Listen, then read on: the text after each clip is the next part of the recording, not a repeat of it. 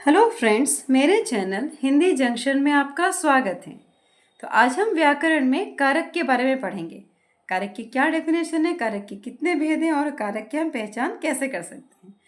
तो आइए, कारक संज्ञा या सर्वनाम का वह रूप जो वाक्य के अन्य शब्दों से अपना संबंध प्रकट करता है, वह कारक कहलाता है। कारक के भेद। अब कारक के भेद के बारे में हम पढ़ेंगे। कारक के निम्नलिखित 8 भेद हैं। विभक्ति, कारक, कारक चिन्ह। अब मैंने विभक्ति में क्या लिखा है? प्रथमा, द्वितीय, तृतीय, चतुर्थ, पंचमी, षष्ठी, सप्तमी, अष्टमी। इसका मतलब first, second, third, fourth, fifth, sixth, seventh and eighth, मतलब 8 हैं भेद। कारक क्या क्या हुए? कर्ता, कर्म, करण, संप्रदान, अपादान, संबंध, अधिकरण, संबोधन। कारक चिन्ह हुए ने, को, से, द्वारा, को, के लिए, से अलग होने पर, का, की, रा, रे, री, में, पर, हे, अरे। अब मैं आपको एक इजी ट्रिक सिखाऊंगी जिससे आप इसे कभी भी नहीं भूलेंगे। जब भी कोई आपको कारक के चिन्ह पूछेगा तो आप बहुत इजीली और बहुत तुरंत ही उसका जवाब दे सकते हैं। चाहे आपके बच्चे को आपको पढ़ाना हो, चाहे बच्चे स्वयं यह वीडियो देख रहे हो, ये सबके लिए बहुत ही लाभदायक है। तो इसकी बहुत ही ईजी ट्रिक है, तो आइए जानते हैं। जैसे मैं पढ़ूंगी आप ध्यान से सुनिएगा। कारक और कारक चिन्ह। कर्ता ने कर्म को करण से, द्वारा, संप्रदान, को, के लिए, अपादान से अलग होने पर, संबंध, का, के, की, रा, रे, री, अधिकरण, में, पर, संबोधन, हे, अरे। तो एक बार फिर से सुनिए। कर्ता ने कर्म को करण से, द्वारा, संप्रदान, को, के लिए, अपादान से अलग होने पर, संबंध, का, के, की, रा, रे, री, अधिकरण, में, पर, संबोधन, हे, अरे। तो दोस्तों, आप इसे पूरा लर्न कर लीजिए, याद कर लीजिए। आप जब इसे याद कर लेंगे तो उसके बाद जब भी आपसे कोई भी कारक पूछेगा तो आप कारक चिन्ह तुरंत बता सकते हैं। जैसे कि मान लीजिए आपने पूरा लर्न किया और आपको पूछा गया कि अपादान कारक का विभक्ति चिन्ह क्या है या कारक चिन्ह क्या है, तो आप तुरंत बोल देंगे से अलग होने पर, क्योंकि आपने ये पूरा लर्न कर लिया है। ये लर्न करने से आपका सबसे बड़ा फायदा ये होगा कि आपको और ज़्यादा डिटेल्स अगर नहीं पता है तो अभी आप इजीली कारक चिन्ह की पहचान कर सकते हैं। अब मैं डिटेल्स में आपको हर कारक के बारे में बताऊंगी। तो पहला कारक है कर्ता कारक। जो काम करता है उसे कर्ता कहते हैं, और कर्ता के जिस रूप से क्रिया कार्य के करने वालों का बोध होता है वह कर्ता कहलाता है। इसका चिन्ह ने है। अब आप देखिए, यहाँ पे मैंने चिन्ह को 2 तरीकों से लिखा है। पहला मैंने लिखा है च में छोटी के मात्रा ची, ह, और ह के अंदर एक न आ रहा है। और एक तरीका है चिन्ह लिखने का, च में छोटी की मात्रा ची, ह में हलंत और न। आपको जो पसंद है आप वैसे लिख सकते हैं। तो इसका चिन्ह है ने। जैसे तनिष्का ने खाना खाया। किसने खाया? तनिष्का ने। अद्रिका चित्र बनाती है। किसने बनाया? अद्रिका ने। उपयुक्त वाक्यों में तनिष्का और अद्रिका द्वारा कार्य किया जा रहा है। क्रिया को करने वाला कर्ता कहलाता है। कर्ता कारक की विभक्ति ने है। कर्ता कारक की विभक्ति क्या है? ने। जैसे मैंने पढ़ाया था ना, कर्ता ने कर्म को, तो कर्ता ने, इसका विभक्ति कारक या विभक्ति चिन्ह हुआ ने। अब हम पढ़ेंगे 2 नंबर कर्म कारक। तो पहला हमने पढ़ा कर्ता, दूसरा हुआ कर्म कारक।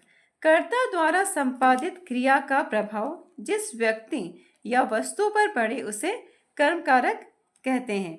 इसका चिन्ह को है। कर्ता ने कर्म को, कर्ता ने हमने पढ़ा था, अब यह आया कर्म को, इसका विभक्ति चिन्ह हुआ को। जैसे राम को बुलाओ। विपांशी तबला बजा रही है। तो तबला कौन बजा रही है? विपांशी। क्या बजा रही है? तबला। तो ये क्या हो गया? कर्म कारक में को का चिन्ह। माँ बच्चे को पढ़ा रही है। माँ बच्चे को पढ़ा रही है। जिस शब्द पर कर्ता की क्रिया का फल पड़े उसे कर्म कारक कहते हैं। तो फिर से सुनिए, जिस शब्द पर कर्ता की क्रिया का फल पड़े उसे कर्म कारक कहते हैं। इसे पहचानने के लिए क्रिया से पूर्व क्या तथा किसको का प्रश्न किया जाता है। जो उत्तर मिलता है वह कर्म कारक होता है। अब हम पढ़ेंगे करण कारक के बारे में। जिस साधन द्वारा या जिसकी सहायता से कार्य पूरा होता है उसे करण कारक कहते हैं। जैसे यंशु कार से स्कूल जाता है, किससे जाता है, किसके द्वारा जा रहा है, वो कार से। तनिष्का पेंसिल से लिख रही है, किससे लिख रही है, पेंसिल से। मैं कार द्वारा मुंबई गया, किसके द्वारा गया, कार द्वारा। तो इसका विभक्ति चिन्ह से तथा के द्वारा है। करण कारक का विभक्ति चिन्ह क्या हुआ, से और के द्वारा। संप्रदान कारक, जिसके लिए कोई क्रिया की जाए उसे संप्रदान कारक कहते हैं। इसके दो चिन्ह हैं, को और के लिए। क्या चिन्ह हुए इसके, दो चिन्ह हुए, को और के लिए। जैसे कुछ एग्जाम्पल्स देखते हैं। पहला है संगम ने रंजन को पुस्तक दी, संगम ने रंजन को पुस्तक दी, तो ये क्या हो गया, संप्रदान कारक। राम ने सीता के लिए पुस्तक खरीदी, किसके लिए खरीदी, सीता के लिए। राम ने सीता के लिए पुस्तक खरीदी। यहाँ आपने शब्द देखा, को आया और के लिए आया, तो जब भी ये शब्द आएंगे आप समझ जाना कि ये एक संप्रदान कारक है। अब पांचवा है अपादान कारक। कुछ लोग इसे आपादान भी बोलते हैं, कुछ जगह अपादान लिखा होता है, दोनों सही है। अगर क्रिया के संपादन में कोई वस्तु अलग हो जाए तो उसे अपादान कारक कहते हैं। इसका चिन्ह से है। जैसे पेड़ से फल गिरते हैं, किससे गिर रहे हैं फल, पेड़ से गिर रहे हैं।